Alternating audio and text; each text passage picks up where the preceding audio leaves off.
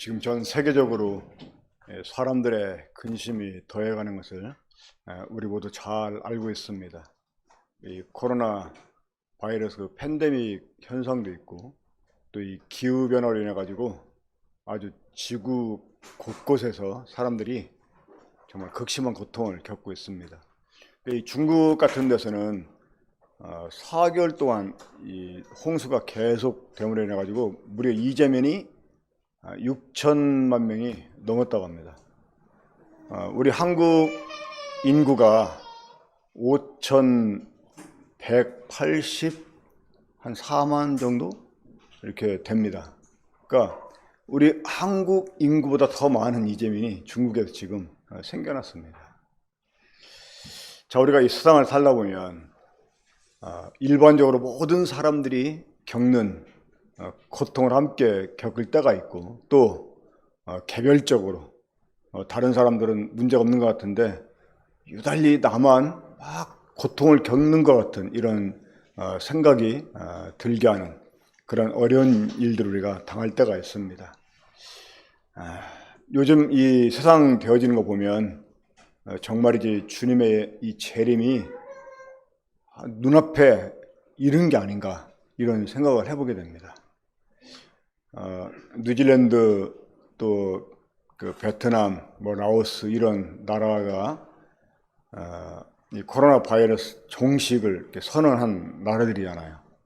근데 이제 얼마 전 뉴스에 100일몽 해가지고 뉴질랜드에서 이 코로나 이 바이러스 종식을 선언하거나 100일 만에 다시 또 이 환자가 생겨나면서 오클랜드, 뉴질랜드 가장 큰 도시인데 3일 동안 봉쇄 조치를 취했다고 하는 소식을 들었습니다. 이게 계속 확산돼 가면서 또 소멸돼 가는 것처럼 하다가 또 다시 재확산되고 하는 현상이 생겨나면서 그치지 않고 있는데, 이러다 보니까 많은 사람들이 이제 어려움들을 호소하게 됩니다. 특히 이 포스트 코로나 해가지고 이제 이 코로나가 끝나도 사람들이 받게 될 후유증들 하면서 이제 굉장히 큰 우려들을 하고 있는 것들을 보게 됩니다. 실제로 우리가 생활 가운데서 많은 제약을 받지 않습니까? 또 전망도 높고, 자, 이럴 때 우리 마음속에 자연스럽게 염려가 찾아오게 되고 불안이 이렇게 엄습하게 되고, 그러면서 우리들의 마음속에 평안이 깨져버릴 때가 있습니다. 그래서 오히려 이러한 때 우리 성도들은 세상 사람과 다르게 뭔가 하나님 어떤 특별한 보호 가운데 있다는 것을 나타내는 게 중요하지 않을까, 이렇게 생각을 합니다. 우리 사랑하는 형제 자매님들, 여러분들이 교회에 성도들과 함께 있을 때나 아니면 직장에서 일반 사회에서 아는 사람들과 함께 있게 될 때 만나면 기분이 좋아지는 이런 사람들이 있습니다. 그렇죠? 내가 유난히 다른 사람보다 그 사람을 더 좋아하고 관심을 갖고 있어서 보면 기분이 좋아지는데, 꼭 그런 관계가 아닌데도 불구하고 그런 사람과 함께만 있으면 나도 좋아지는 이런 경우가 있습니다. 언제일까요?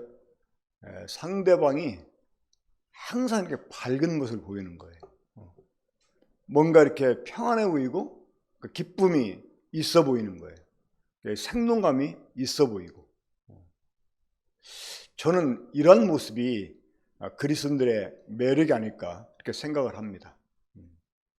정말 기뻐하지 못할 상황인데 기뻐하는 거예요. 정말 두려워하고 불안해야 되는 그런 환경인데 평안한 거예요. 자, 이러한 모습들을 보면 사람들이 의아하게 생각을 합니다. 저 사람 뭐지? 이러면서. 그러다가 나중에는 그런 사람을 부러워하게 되고, 제가 이제 고3 때, 물론 그때는 제가 이제 하나님의 종이 되겠다 이렇게 이미 결정을 한 때였기 때문에 이제 학교 졸업하면 이제 이렇게 신학대학 하겠다 생각을 했었기 때문에 그 다른 그 아이들하고 달리 저는 이제 이 진로를 이미 결정하고 있었기 때문에 좀 평안하게 보였었나 봐요. 이제 학급 반장이었던 아이하고 제가 잠깐 대화할 기회가 있었는데 제가 굉장히 부럽다는 얘기를 하더라고요. 이제 그래서 제가 그때 하나님을 믿으면 그렇게 될 수 있다라고 말을 했는데 우리 성도들이 일반적으로 모든 사람들이 겪고 있는 고통 가운데서 아니면 특별히 개인적으로 자기만 어떤 겪게 되는 고통을 갖고 있는 이런 가운데서도 이 내적 평안과 기쁨을 유지할 수 있는 것, 그것이 얼마나 중요한가. 그리고 저는 요즘 이제 이 코로나 바이러스 팬데믹 이 상황 가운데서 어떻게 우리가 전도를 할 수 있을까? 물론 지금은 사람을 전도해서 교회로 데려오는 일은 어려운 일입니다. 성도들도 모임에 오는 것을 자제해야 되는 경우도 있는데 이 구두자가 따라가지고 교회를 온다는 것은 기대할 수 없는 거죠. 하지만 이런 가운데서도 이 성도들이 무언가 그 사람들이 갖고 있지 못한 것들을 우리가 가지고 있다는 것을 보여주게 되면 이게 나중에 전도로 발전되지 않을까 하는 이런 생각을 해보게 됩니다. 그래서 오늘은 이 시편 4편 말씀을 통해서 내적 평안과 기쁨을 누리는 방법에 대해서 함께 말씀을 나누는 시간을 갖도록 하겠습니다. 자, 우리 시편 4편 1절부터 8절까지 보겠습니다.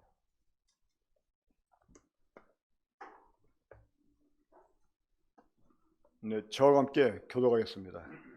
시편 4편 1절부터 8절까지입니다. 내 의의 하나님이여, 내가 부를 때 응답하소서. 곤란 중에 나를 너그럽게 하셨사오니 내게 은혜를 베푸사 나의 기도를 들으소서.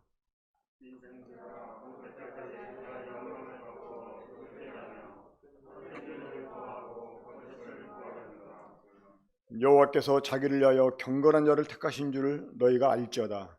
내가 그를 부를 때 여호와께서 들으시리로다.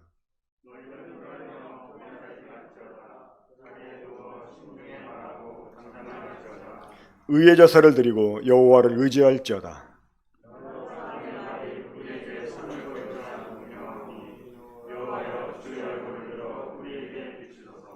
주께서 내 마음에 두신 기쁨은 그들의 곡식과 새 포도주가 풍성할 때보다 더하니이다.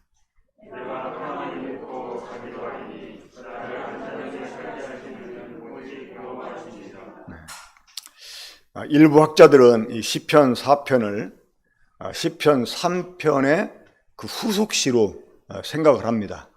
왜냐하면 거기 나와 있는 이제 결말들이 좀 비슷하기 때문에 그렇습니다. 하지만 이 시편 3편과 4편의 내용을 잘 이렇게 읽어보면 분위기가 좀 다른 것을 보게 됩니다. 그러니까 시편 3편은 다윗이 그 아들 압살롬의 반역을 해놔가지고 쫓길 때 쓴 시였거든요. 그때 이 다윗은 자기가 왜 이런 일을 당하는 일을 알고 있었어요. 이 자신이 저지른 범죄 때문에 하나님께 징계를 받는다 생각을 해서 이 시편 3편을 보면 그가 비록 하나님을 의지하지만 뭔가 이렇게 상당히 겸허해진 이런 그 모습을 볼 수가 있습니다. 근데 이 4편은 전혀 분위기가 다릅니다. 이 4편에서는 아주 당당한 다윗을 볼 수가 있습니다. 물론 똑같이 어려움 가운데 있습니다. 하지만 그 3편에서의 다윗과 4편에서의 다윗은 다릅니다. 물론 우리가 어떤 하나님의 징계 일환으로 어려움을 겪게 된다. 그러면 그것을 타파할 수 있는 방법이 무엇이겠습니까? 회개하는 거죠. 닥치고 회개하는 것입니다. 그때는 회개밖에 방법이 없어요. 자, 하지만 뭐 이렇게 털어서 먼지 안 나는 이불 없다고 우리들의 이 허물을 돌아온다면 누가 거기에서 자유를 수 있겠습니까? 하지만 그것 때문이 아닌 것 같은데 이유 없이 사람들이 나를 대적하고 나를 곤란하게 하는 거예요. 그럴 때 우리는 참 그런 일들에 맞서서 당당하게 그런 상황을 우리가 극복하면서 우리 속에 주어진 이래적 평화와 기쁨을 우리가 잃지 말아야 됩니다. 자, 한번 시편 4편 1절만 함께 다시 읽겠습니다. 자, 시작. 내 의의 하나님이여 내가 부를 때 응답하소서. 곤란 중에 나를 너그럽게 하셨사오니 내게 은혜를 베푸사 나의 기도를 들으소서. 이 시편 1편 첫머리에 내 의의 하나님이여 라는 표현은 아주 독특한 표현입니다. 이러한 표현은 다른 구절에서 보기 힘들다고 이렇게 말을 합니다. 여기서 하나님을 내 의의 하나님이라고 한 것은 우리가 하나님의 은혜로 인해 가지고 믿음으로 의롭다함을 얻어서 이제 하나님이 내 의로우신 내 의의 하나님이 되었다, 이런 차원이 아니라고 하는 것입니다. 그러니까 하나님이 나의 의를 보장하신다, 내가 의롭게 살았다는 것을 하나님 보장하신다 하는 이러한 의미의 고백이라고 하는 것입니다. 자, 이 세상에서는 우리가 하나님께 죄를 지어서 징계를 받음으로 고통을 받든, 아니면 우리가 하나님 앞에서 정말 깨끗하게 의롭게 행했음에도 불구하고 우리들에게 고통이 올 수 있다고 하는 것입니다. 자, 이러할 때 우리가 하나님 앞에 당당하면 우리의 기도 역시 당당해질 수가 있습니다. 요한 1서에 보면 3장인가요? 우리가 하나님 앞에 이 담대함을 가지고 기도할 수 있는 그러한 이제 상태, 그때가 언제입니까? 형제를 사랑할 때입니다. 그러니까 우리가 말과 혀로만 아니라 정말 행함과 진실함으로 형제를 사랑하게 되잖아요. 그러면 이 하나님 앞에서 우리가 담대해진다는 거예요. 그러면 이 하나님 앞에서 담대함을 갖게 된 사람은 기도하면 그 기도가 또한 이루어진다는 것입니다. 그러니까 여기에서 말하는 내 의의 하나님의 것은 단순히 한날 막 죄 속에 어둠 가운데 있으면서 고작 하나님의 은혜를 붙들고 이 하나님의 은혜로 의롭다게 해줬지, 그러니까 하나님이 내 의의 하나님이야, 이러한 그 차원의 고백이 아니라는 것입니다. 이해가 되십니까? 그러니까 당당한 거예요. 물론 털어서 먼지 안 나는 이불이 어디 있겠습니까? 내 허물을 따지자면 아니라고 할 수 있는 게 뭐가 있어요? 그러니까 일단 욥의 친구들이 그런 일방적인 생각을 가지고 욥을 막 공격했잖아요. 그렇죠? 하지만 욥은 얼마나 억울했습니까? 그러면서 또 얼마나 당당했습니까? 그러니까 우리가 하나님 앞에서 참 의로워지는 것이 무엇보다 참 필요하다고 보게 됩니다. 그러니까 하나님이 내게 주신 평안과 이 내적인 기쁨을 우리가 유지하고 누리기 위해서는 우리가 하나님 앞에 당당할 수 있는 의를 가지는 것 참 중요하다고 생각을 합니다. 에베소 6장에서 성도들이 갖춰야 될 무장, 장비들 가운데 하나 보면 뭐가 있어요? 의의 흉배가 있습니다. 의의 흉배. 이 흉배는 가슴을 보호하기 위한 일종의 갑옷입니다. 이 로마 군인들 보면 딱 상체에 이렇게 조끼처럼, 통으로 된 조끼처럼 딱 입고 있는 게 있잖아요. 그게 흉배입니다. 그러니까 아니면 이 가슴을 보호하기 위해서 뭔가를 붙입니다. 이 의의 흉배는 우리가 믿음으로 얻은, 은혜로 얻은 의를 말하는 게 아니에요. 우리가 일상의 삶 가운데서 의롭게 행하는 것을 말하는 것입니다. 우리가 복음을 사람들에게 담대하게 또 능력 있게 전하려면 그런 의가 필요합니다. 그렇죠? 우리가 은혜만 얘기하면서 의로운 삶을 보이지 못하면 그 은혜를 사람들이 신뢰하지 못할 것입니다. 근데 그 은혜의 결과로 내가 이렇게 의롭게 됐다 하는 게 보여진다면 사람들이 그래, 정말 너를 보니까 네가 하는 말이 진짜 같다, 이렇게 사람들이 인정하게 될 것입니다. 자, 일단 우리가 이 어떤 곤란한 위경에 있게 될 때, 그때 우리 속에 주어진 평안과 기쁨을 유지하고 누리기 위해서 해야 될 첫 번째 일이 있습니다. 뭐냐? 기도하는 것입니다. 그러니까 1절은 바로 그런 기도로 되어 있습니다. 하나님을 향해서 내 의의 하나님이여, 이렇게 말하면서 내가 부를 때 응답하소서.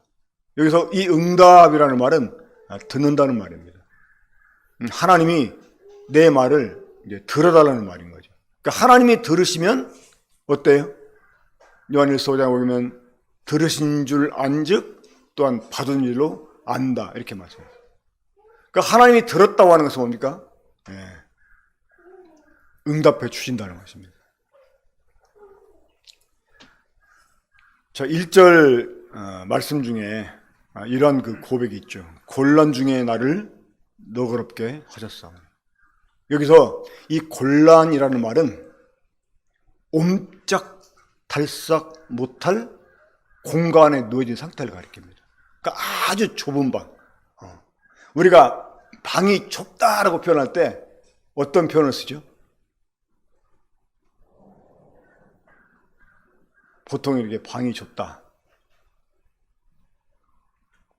뭐 여러 가지 표현이 있을 수가 있겠죠. 그 얼마 전에 이천에서 율면인가 하는 곳에서 이 어미개가 계속 짖고 있어가지고 사람들이 그 땅을 파보니까 강아지 4마리가 묻혀 있었던 거예요. 그래가지고 이제 그 강아지 4마리를 구조를 했는데, 그 간혹 어떤 갱이 무너져서 사람이 거기에 막 갇히기도 하고, 옛날에 삼풍백화점 같은 경우 무너져가지고 막 사람들이 막 몇 주 만에 구출되고 그런 거 나오잖아요. 그럼 제가 한번 상상을 해봐요. 내가 만약에 그런 상태에서 갇혔다. 아마 저 같으면 그냥 갑갑증 나서 재성질 못 이겨서 뭐 일찍 죽을 것 같지 않은, 이런 일찍 죽을 것 같다는 생각을 하게 됩니다. 한번 여러분 생각해 보세요. 누워가지고 움직일 수가 없어요. 마음대로 앉을 수도 없고 몸을 자유롭게 뒤척일 수도 없어요. 얼마나 갑갑하겠습니까? 그게 바로 곤란중이라는 의미입니다. 곤란중. 그러니까 일종의 공황장애 같은 것입니다. 어떻게 할 수가 없는 거예요. 방법이 보이지 않아요. 길이 없어요. 우리가 이런 상태에 놓일 수 있다고 하는 것입니다. 그것도 사람들 때문에. 근데 이제를 보면 그 사람들을 꾸짖지 않습니까? 인생들아 어느 때까지 나의 영광을 받고 욕되게 하며 헛된 일을 좋아하고 거짓을 구하겠노. 그러니까 사실 우리가 세상을 살면서 당하는 어려움 참 여러 가지 종류가 있죠. 근데 그 당한 종류의 그 여러 가지 중에서 가장 어려움 주는 게 이 사람들로부터 받는 그런 고통인 것 같아요. 사람들에게 당하는 무시, 그리고 조롱, 그리고 구박, 아마 이것처럼 사람을 고통스럽게 하는 게 없을 것입니다. 뭐 이렇게도 욕먹고 저렇게도 욕먹고, 우리 그런 경우 있잖아요. 직장에 가서 이 왕따를 당하는 것입니다. 그럴 때 정말 특히 뭐 지위나 높으면 괜찮은데 그럴 만한 지위에 있는 것도 아니에요. 정말 숨막히는 이런 상황. 이게 곤란 중입니다. 근데 하나님은 이 곤란 중의 소리를 너그럽게 하시는 분이라고 하는 거예요. 그러니까 이 너그럽겠다는 말은 좁은 방에 있는, 그러니까 우리가 있는 좁은 방을 넓은 방으로 만들어 주셨다는 말입니다. 이게 곤란 중에서 너그럽게. 그러니까 운신할 수 없는 상황 속에서 우리를 운신하게 만들어 주셨다 하는 그런 의미입니다.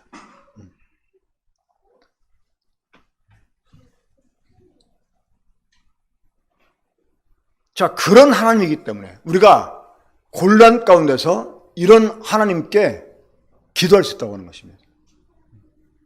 이 하나님께 은혜를 구할 수 있다고 하는 것입니다. 자, 사랑하는 여러분, 이스라엘 백성들이 광야를 지날 때 많은 문제에 봉착을 했습니다. 그렇죠? 한 고개 넘으면 저것만 넘으면 되겠지 했는데 넘어갔는데 또 하나의 고개가 있어요.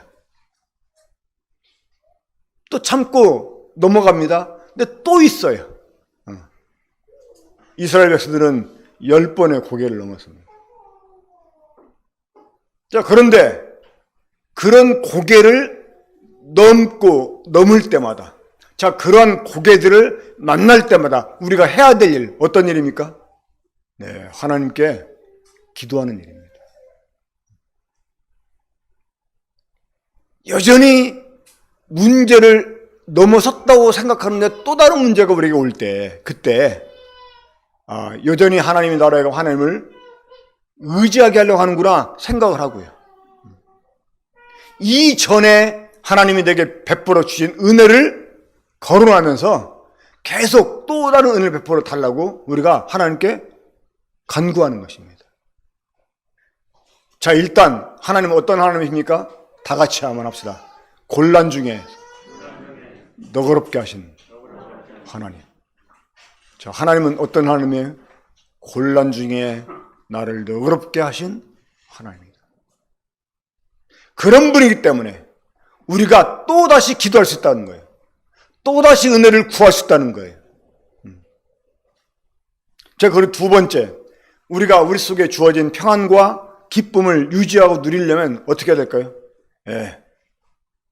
2절 있는 것처럼 문제를 꾸짖으세요. 어떻게 하라고요? 문제를 꾸짖어요. 문제를. 자, 이 갈릴리 이제 호수를 제자들이 배 타고 건너가는데 주님은 너무나 피곤해가지고 배에서 주무셨어요. 그때 막 엄청난 바람이 일고 막 풍랑이 일면서 물이 막 배에 돌아가지고 물이 배에 막 꽉 차버렸어요. 침몰할 것 같아요. 배는 막 기우뚱거리죠. 근데 주님은 여전히 주무시고 계세요. 참 잠기가 어두셨는지. 그때 제자들이 어떻게 했습니까? 막 다급하게 주님을 깨웁니다. 원망합니다. 우리가 죽게 됐는데 돌아오지 않습니까? 자, 그때 주님이 일어나셔가지고 어떻게 하셨습니까? 바람을 꾸짖었어요. 바람을 꾸짖었어요. 자, 문제를 꾸짖으세요. 문제를. 지금 문제를 일으키는 사람 향해서 사이선 그렇게 말합니다. 인생들아, 어느 때까지 나의 영광을 받고 욕되게 하며 헛된 일을 좋아하고 거짓을 구하려는 것. 사람들이 이유 없이 나를 비난해요. 제가 지난번에 말씀드렸지만 요즘 인터넷 보면 댓글 다는 거. 그래서 그런지 이 연예계 뉴스나 스포츠 뉴스 같은 경우는 이 댓글을 못 달게 아예 없애버렸더라고요. 근데 댓글들 보면 거의 다 악플들이 많아요. 근데 이 악플을 다는 사람 보면 그냥 그 사람은 그렇게 된 사람이에요. 이 선한 일을 했는데도 악플을 달아요. 어떤 때는 제가 좀 참견하면서 한번 글을 단 적도 있었어요. 이건 분명히 좋은 일인데 손가락 거꾸로 한 거 이렇게 반대 눌러 있는 거예요. 그래서 제가 한번 그런 걸 올린 적이 있어요. 이런 글에 반대를 누른 인간은 어떤 사람이냐, 어떤 인간이냐, 이렇게. 근데 우리 주변을 보면 이유 없이 우리에게 공격적으로 나오는 사람들이 있습니다. 우리를 미워하고, 심지어 막 모함을 하고, 이런 사람들이 있어요. 그런데 중요한 게 있습니다. 뭡니까? 그런 사람이 그렇게 하거나 말거나 내 내면에 있는 평안과 기쁨이 깨지게 해서는 안 된다는 거. 그렇잖아요. 왜 내가 그런 인간들 때문에 평안을 누리지 못해야 됩니까? 근데 사실 이것은 뭐 쉬운 일은 아니죠. 누가 막 나를 대놓고 막 비난하는데 그래도 나는 평안하다 이렇게 할 사람은 없죠. 막 그러는데 막 나는 기쁘다 이렇게 말할 수 있는 사람은 없죠. 그렇죠? 하지만 우리가 자 일단 그 사람 말이 맞든 틀리든 간에 그 사람의 그 못된 짓 때문에 내가 손해 볼 이유가 없잖아요. 그렇죠? 근데 내적인 평안, 기쁨을 내가 잃어버릴 수는 없다고 하는 것입니다. 그러니까 오히려 맞서는 거예요. 물론 사람한테는 대놓고 못하겠지만 대놓고 막 우리가 또 맞설 수는 없지만 자, 내 평안을 깨트리려고 엄습해오는 것들을 향해서 우리가 꾸짖어야 돼요. 마귀를 대적하라 하는 말씀 있잖아요. 꾸짖어야 돼요. 이 베드로의 장모가 병에 걸렸을 때 주님이 어떻게 하셨습니까? 그 병을 꾸짖었어요. 부정적인 생각이 떠오를 때 꾸짖으세요. 에베소 5장에 보면 책망하라는 말씀이 있습니다. 그러니까 악한 것들에 대해 책망하라는 그런 말씀이 있어요. 나에게 평안을 깨는 요소들이 딱 떠오르거나 생겨나잖아요. 주님의 이름으로 꾸짖으세요. 사람 대놓고 꾸짖지 말고 그런 요소들을 꾸짖으세요. 나의 기쁨을 앗아가려고 하는 이것들아 주님의 이름으로 명하노니 내게서 물러갈지어다 이렇게 꾸짖으세요. 네가 그렇게 해도 나는 절대 내 평안 잃을 수 없다 이러면서 막 꾸짖으세요. 자, 이 베드로가 주님 십자가 못 박혀 죽어서는 안 된다고 딱 가난했을 때 주님이 어떻게 하셨죠? 사탄아 내 뒤로 물러가라 그랬습니다. 베드로가 사탄은 아니죠. 그렇죠? 하지만 그 배후에 있는 사탄의 그걸 아는 거예요. 그러니까 일단 어떠한 일이나 사람을 통해서 나의 마음의 평안과 기쁨을 깨려고 하는 것은 누가 하는 짓입니까? 이 마귀가 하는 짓이에요. 물론 그 사람이 마귀는 아닙니다만 우리가 그러한 일을 꾸짖고 그런 일하는 마귀를 우리가 대적해야 됩니다. 자, 그리고 세 번째, 우리에게 주어진 이 평안과 기쁨을 우리가 유지하고 누리기 위해서 해야 될 일. 예. 하나님의 선택과 기도 응답에 대한 확신을 가져야 되는 것입니다. 우리 한번 3절 함께 읽어보겠습니다. 3절. 자, 시작. 여호와께서 자기를 위하여 경건한 자를 택하신 줄 너희가 알지어다. 내가 그를 부를 때에 여호와께서 들으시리라. 그러니까 이 원수들을 향해서 꾸짖을 때 지금 이걸 말한 거잖아요. 여호와께서 자기를 위하여 경건한 자를 택하신 줄을 너희는 알라는. 이 말은 바꿔 말하면 어떻게 표현할 수 있을까요? 나는 하나님이 택하신 경건한 사람이다 하는 것입니다. 나는 하나님이 택한 사람이야. 나는 하나님의 사람이야. 날 건들면 하나님이 너한테 저주하실 거야. 우리 박보경 전님이 동트물을 해서 그 동네 좀 악동들한테 그렇게 얘기했다고 그러잖아요. 그 사람들은 카톨릭 배경이 있었기 때문에 그 하나님께 막 벌주라고 기도하면 굉장히 두려워한다고 합니다. 그러니까 당당하게 나는 하나님이 택하신 사람이다. 그렇기 때문에 하나님이 내가 기도하면 들으신다. 이런 당당을 우리가 가지고 확신을 하는 가운데서 이 대적을 맞서는 것입니다. 물론 여기서 말하는 대적이라고 하는 것은 내 마음의 평안과 기쁨을 빼앗는 여러 요소들이겠죠. 어떤 특정한 사람이 아니라. 이 경건한 자가 되는 것. 자, 이 경건한 자가 어떤 사람이냐면 이 경건한 삶의 방식을 통해서 이 하나님께 대한 자기의 사랑을 나타내는 사람이다 라고 어떤 사람이 정의했습니다. 그러나 이 경건이라고 하는 것은 이 신을 섬기는 사람의 어떤 태도이거든요. 그러니까 이 경건한 삶의 방식을 통해서 하나님께 사랑을 나타내는 사람, 이 사람이 경건한 사람이에요. 그러니까 이런 사람은 하나님이 무슨 기도를 해도 다 들어주십니다. 우리 마음이 우리를 책망할 것이 없으면 하나님께 구하라고 그래요. 그러면 다 받는다고 했어요. 그 예쁨도 제게서 나고 미움도 제게서 난다는 말씀이 있지 않습니까? 그러죠? 자, 한번 여러분 생각해 보세요. 10손가락 깨물어 안 아픈 손가락 없다. 이 말은 이제 보통 이제 자식들을 이제 가리켜 말할 때 그런 표현하잖아요. 그러니까 똑같이 사랑한다 하는 말입니다. 그렇죠? 그러니까 10손가락 깨물어 안 아픈 손가락 없다. 이건 자식들 똑같이 사랑한다는 말이에요. 근데 또 다른 말이 있습니다. 어떤 말입니까? 한날 한시에 태어난 손가락도 길고 짧은 게 있다는 거예요. 그러니까 똑같이 사랑하는 자식이지만 또 유난히 더 사랑이 가는 자식이 있고 사랑이 덜 가는 자식이 있어요. 그렇죠? 이 자식 중에서 싸가지가 없는 자식이 있어. 그런 사람은 뭘 부모한테 해달라고 얘기해 보세요. 해주고 싶어요?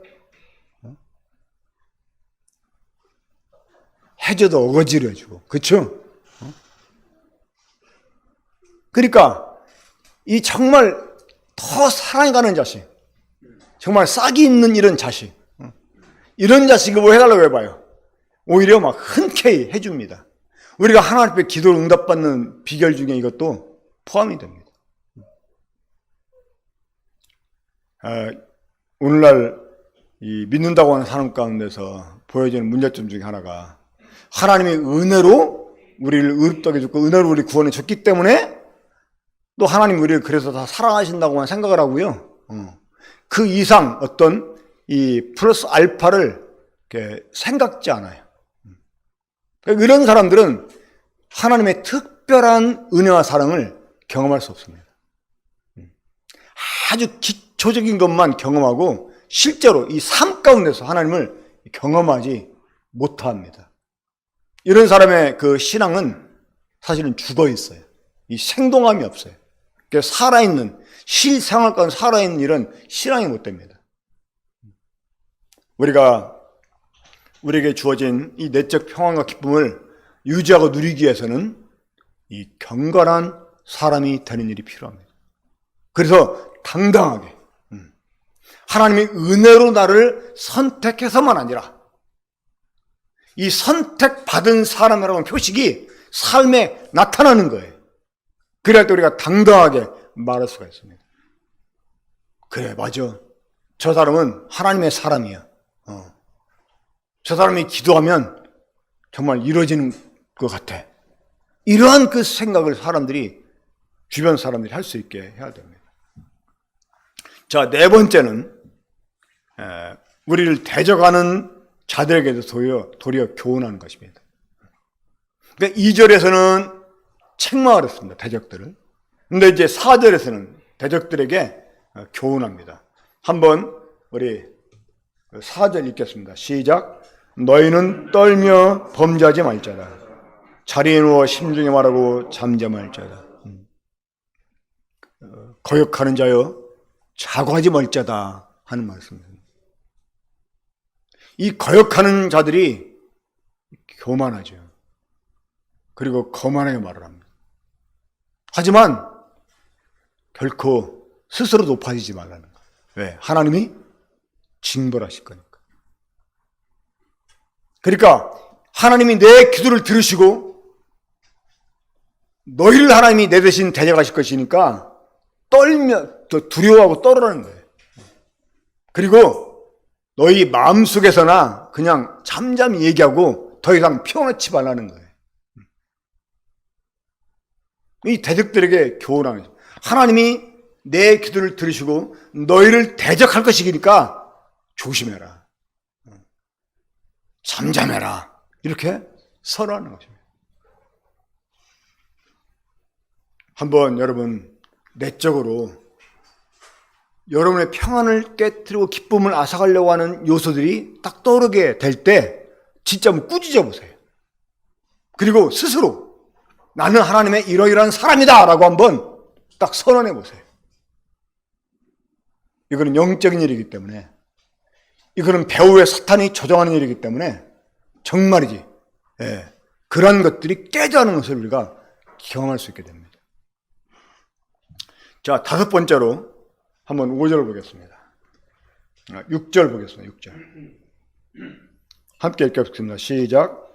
여러 사람의 말이 우리에게 선을 보일 자 누구냐 하오니 여호와여 주의 얼굴을 들어 우리에게 비추소서.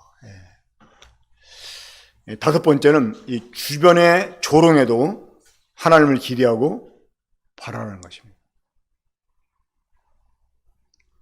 자, 이 원수들이 우리가 대적하는 말을 듣고 우리가 자신에게 경고하는 말을 듣고 우리에게 딱 조롱합니다. 우리에게 선을 보일 자 누구냐. 네 말 한번 증명해봐. 이런 식으로 우리를 조롱합니다. 그래서 네가 어떻다고. 이렇게 사람들이 조롱할 수 있다는 거예요. 자, 그럴 때 어떻게 해야 됩니까? 하나님을 기대하고 바라는 것입니다. 하나님이 우리에게 비춰주셔서 그 빛이 나를 통해 비춰지도록 우리가 하나님을 향해서 바라는 것입니다. 자, 우리가 하나님 바라면 어떻게 될까요?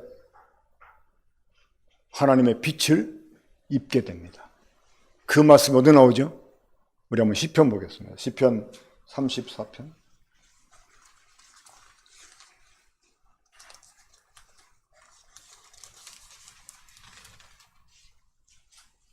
5절입니다. 시편 34편 5절. 그들이 주를 악마하고 광채를 내었으니 그들의 얼굴은 부끄럽지 아니하리로다. 우리에게 비추소서 라고 할 때 하나님 우리에게 비춰주시고 그 빛을 반사케 해서 결코 우리의 얼굴을 부끄럽게 하지 않게 하신다는 것입니다. 이 모세가 하나님과 함께 있을 때 모세에게 하나님의 광채가 입혀졌어요. 그럼 모세 얼굴에서 빛이 났습니다. 이것처럼 우리가 이 주변의 조롱에 굴하지 않고 오히려 그런 가운데 하나님을 기대하고 하나님을 바라게 되면 하나님께서 그런 우리들에게 비춰주시고 결코 우리들을 부끄럽게 하지 않게 하신다는 것입니다. 오히려 사람들에게 인정받게 하신다는 거예요. 정말 하나님은 그렇습니다. 제가 군대 있을 때 이제 뭔가 일이 빨리 진행이 돼야 되는데 막 더디게 돼요. 이것 때문에 전 부대원들이 아주 막 기다리라고 지쳐버렸어요. 근데 그게 상당히 고통스러운 시간이었기 때문에 제가 하나님께 기도했습니다. 기도하고 이제 기도하고 믿으면 하나님이 이제 뭐 산도 이렇게 옮기게 하신다. 이제 그렇게 말씀했잖아요. 그래서 제가 딱 사람들한테 그렇게 말했습니다. 오늘 이게 다 해결될 겁니다. 누가 그러대? 하나님이 그랬습니다. 에이, 그래. 근데 그날 딱 다 끝나버렸을 거예요.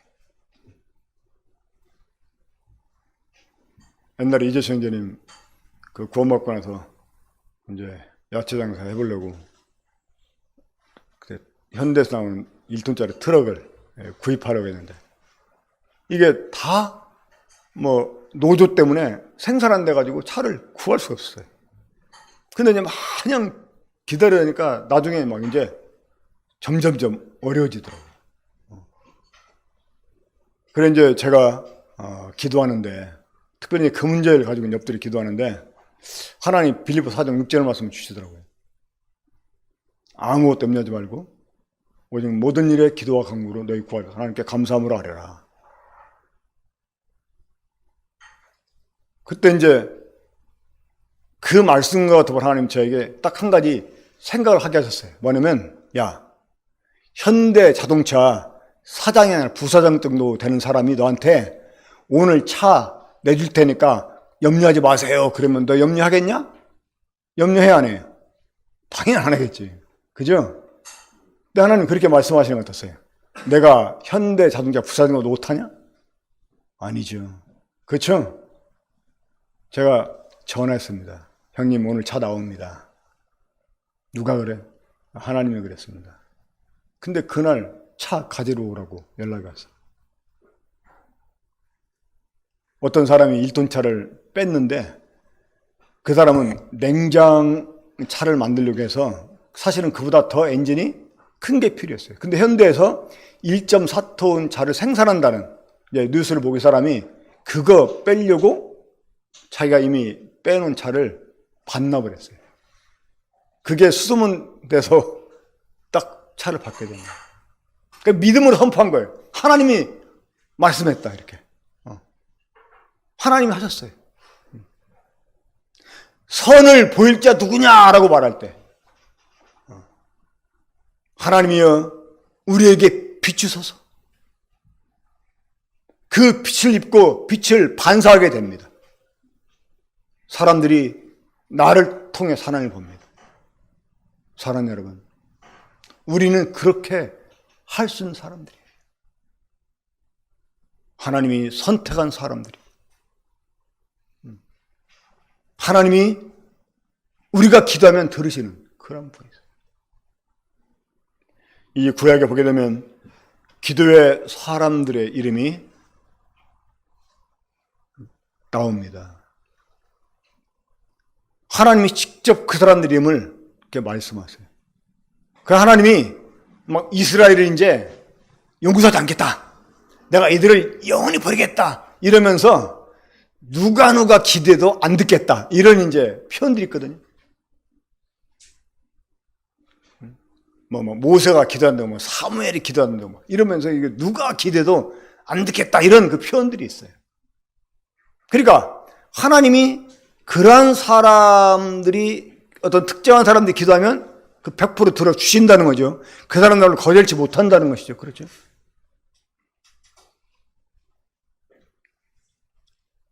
제가 이제 머리가 많이 노쇠가 돼서 이제 다 잊어버렸는데 어떤 그 기도의 사람이 있어요. 근데 그 사람에 대해서 그 후대 사람들이 평가를 내린 말이 있는데 그 사람이 기도하면 하늘이 조용해진다는 이런 표현들이 있어요. 자, 사랑하는 여러분, 하나님이 어떤 특정한 사람들, 이 구약시대 때 어떤 특정한 사람들의 기도를 100% 들어주신 일이 있는데요. 우리가 그 중에 한 사람이다. 내가 그 중에 한 사람이다. 라고 여러분 확신을 가졌어요. 어떻게 확신하십니까? 확신하십니까? 그냥 말로만이 아니고 확신을 뒷받침하는 게 있어. 뭡니까? 이 경건한 자가 되는 것이죠. 의로운 사람이 되는 것입니다. 그러니까 하나님 앞에 꺼리낌 없는 사람, 마음의 담대함을 갖게 되는 사람. 이런 사람이 하나님 앞에 100% 기도 응답을 받게 됩니다. 오히려 하나님이 뭔가 하나님은 원치 않는 것이어서 응답을 안 해 주실 때 우리가 하나님께 오히려 따지듯이 왜 안 해 주십니까? 그럼 하나님이 우리한테 오히려 야, 사실 이래서 이러니까 네가 좀 참아 이렇게 또 말씀도 해줄 수 있어요. 그러니까 하나님과 이 소통이 된다는 거예요. 이 소통되는 것을 실제 생활에서 느낀다는 것입니다. 경험한다는 것입니다. 자, 사랑하는 여러분, 기도 응답의 경험 해보셨습니까? 기도 응답을 받는 게 특별한 겁니까? 기도 응답을 못 받는 게 특별한 일입니까? 어떤 것이에요? 기도 응답을 받는 게 특별한 거예요? 못 받는 게 특별한 거예요? 기도 응답 받는 거, 이건 당연한 일이에요. 우리가 하나님의 자녀니까. 그렇죠? 우리가 하나님 믿는 사람이니까, 하나님 섬기는 사람이니까, 그런 우리의 기도를 하나님이 들으시는 것은 이건 너무나 당연한 일이에요. 오히려 안 들어주는 게 이상한 일입니다. 근데 오늘날 많은 사람들 어때요? 들어준 것을 신기하게 생각을 해. 하나님이 기도를 들어주셨네? 정말 들어주셨네? 이거 신기하게 여길 게 아닙니다. 아주 흔한 일이지. 그렇지 않아요? 오히려 안 들어주는 게, 왜 안 들어주지? 하나님 왜 안 들어주세요?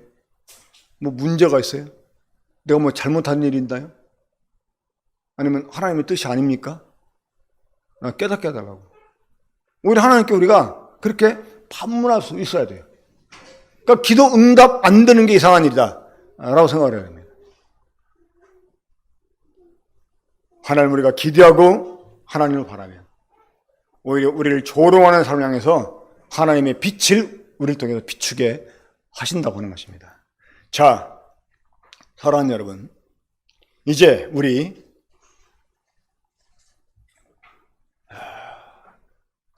누립시다. 무엇을? 하나님 주신 기쁨을. 자, 우리 7절 보겠습니다. 7절 함께 읽습니다. 자, 시작. 주께서 내 마음에 두신 기쁨은 그들의 곡식과 새 포도주가 풍성할 때보다 더하니이다. 자, 우리가 기쁨을 누릴 수 있는, 이 내적 기쁨을 누릴 수 있는 이유가 있어요. 그게 뭐냐? 이미 하나님이 우리의 기쁨을 주셨다는 것입니다. 하나님은 우리에게 이미 기쁨을 주셨어요.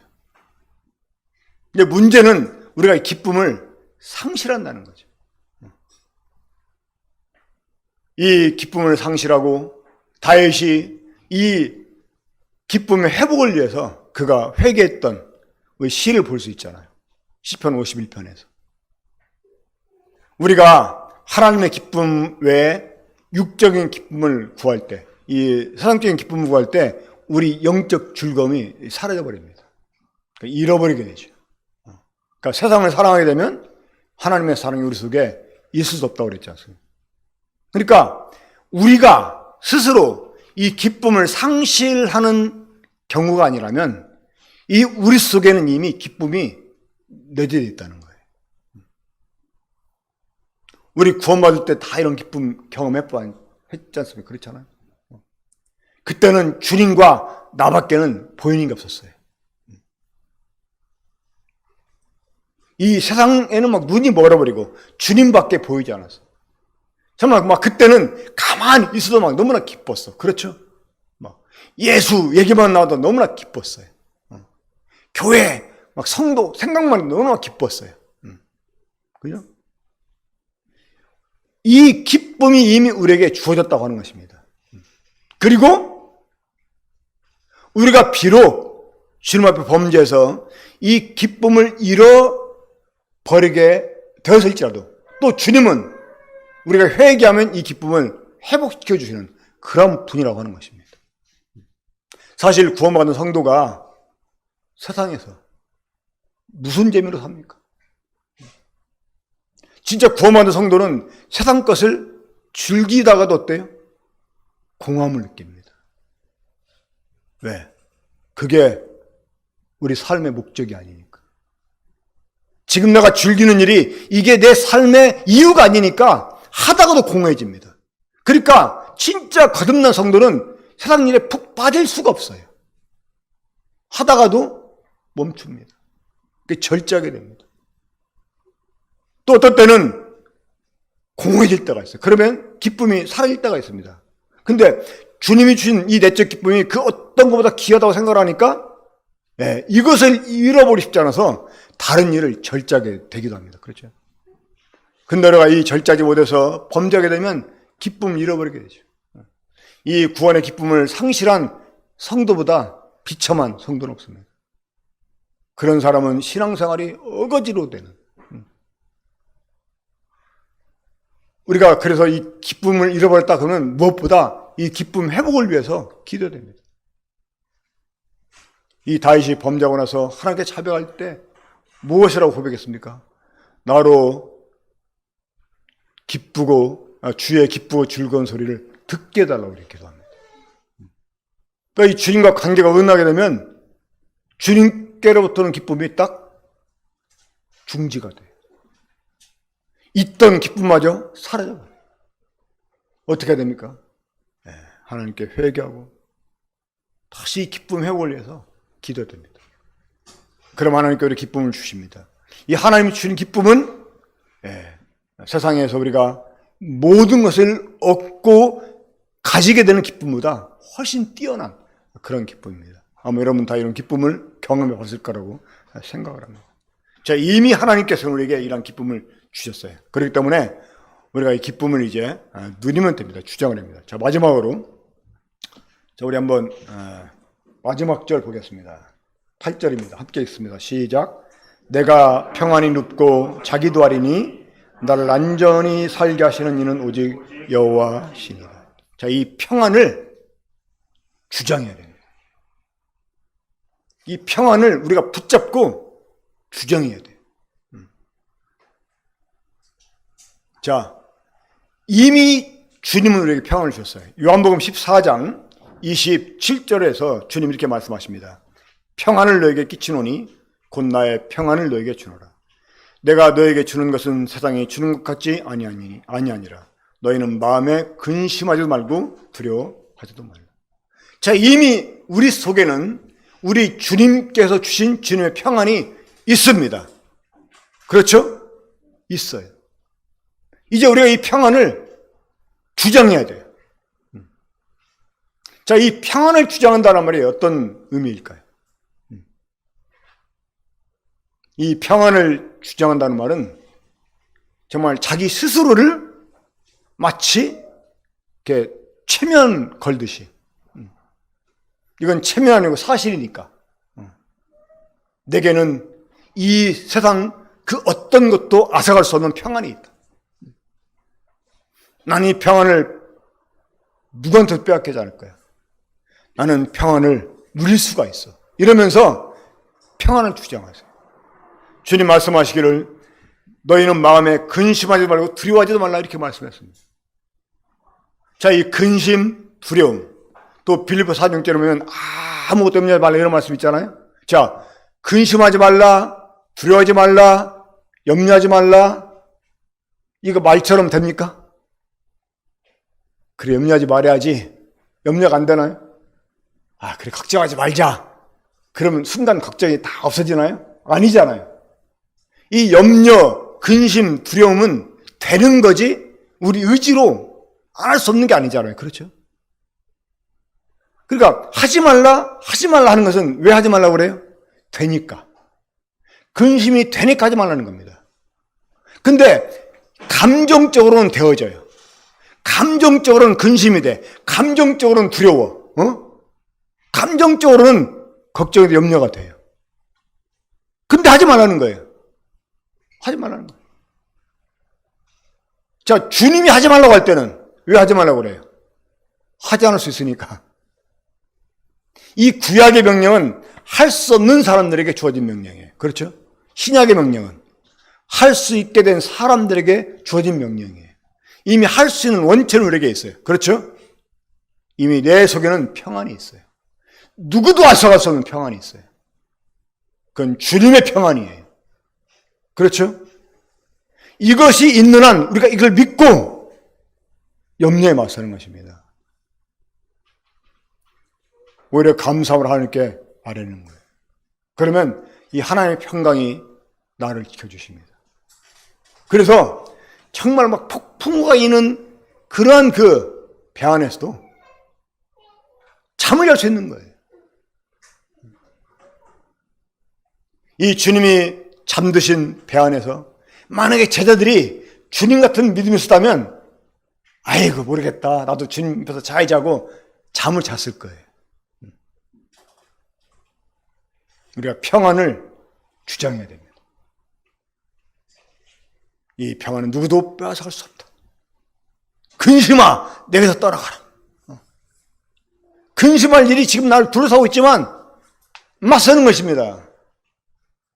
이것이 믿음으로 사는 것입니다. 이럴 때 우리가 이 내적 평안과 기쁨을 유지하고 누릴 수가 있게 됩니다. 주님은 요한복음 16장 33절에서 이것을 너에게 이르는 것은 너희로 내 안에서 평안을 누리게 하려 함이라. 세상에서는 너희가 환난을 당하나 담대하라, 내가 세상을 이겼노라.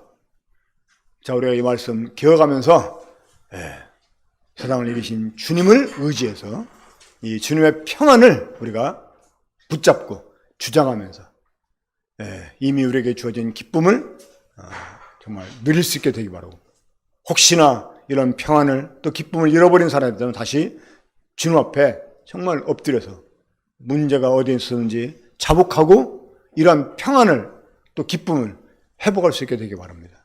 우리가 이러한 삶을 누리게 될 때 정말 이 주변 사람들에게 매력 있는 그리스도인들로 나타날 수가 있고, 사람들에게 주님의 빛을 비춰서 오히려 사람들을 우리가 얻을 수도 있다고 하는 것입니다. 이스라엘 백성들이 고센 땅에서 나올 때 어떤 일이 있었습니까? 이스라엘 사람만 나온 게 아닙니다. 애굽 땅에 있던 함께 고통받던 많은 잡족들이 이스라엘을 따라왔어. 왜? 딱 보니까 저 민족은 하나님 보호하시는 민족이야. 이게 보였잖아요. 이집트에는 막 온갖 재앙이 내렸는데 이스라엘이 거하는 고센 땅은 말짱했잖아요. 그렇죠? 온 땅에 코로나가 뒤덮어도 나는 안전하다! 믿습니까? 이거 그냥 이걸 뭐라고 표현하죠? 그냥 무지해서 괜히 광호를 부리는 게 아니고 우리가 그만큼 주님을 신뢰하고 확신하는 가운데 이런 외침도 외칠 수 있는 것입니다. 함께 기도하겠습니다. 우리를 사랑하시는 아버지 하나님, 감사합니다. 하나님은 우리를 택하신 분이며 그래서 우리를 참 들으시는 분이고 이미 주님은 우리에게 평안과 기쁨을 주신 분이기 때문에 이것을 우리에게 누리게 하시는 그런 분이시옵나이다. 아버지 하나님, 우리를 둘러싸고 있는 수많은 염려들, 근심거리들, 두려운 일들을 우리가 참 마주대하게 될 때 아버지 하나님, 그러한 일보다 더 크신 주님을 바라보면서 그 주님을 신뢰하는 가운데서 주님 우리 마음의 평안을 우리가 빼앗기지 않게 해주시고 이걸 누리면서 도리어 기뻐하는 이런 삶을 통해 또 다른 사람들에게 주님의 빛을 비추는 저희가 되게 주시길 바랍니다. 주신 말씀을 우리가 붙잡고 정말 이러한 삶을 누릴 수 있게 주시고 우리 모든 성도가 동일하게 이러한 평안과 기쁨을 주장하며 누릴 수 있게 주시길 바라오며 우리 주 예수님의 이름으로 기도합니다. 아멘.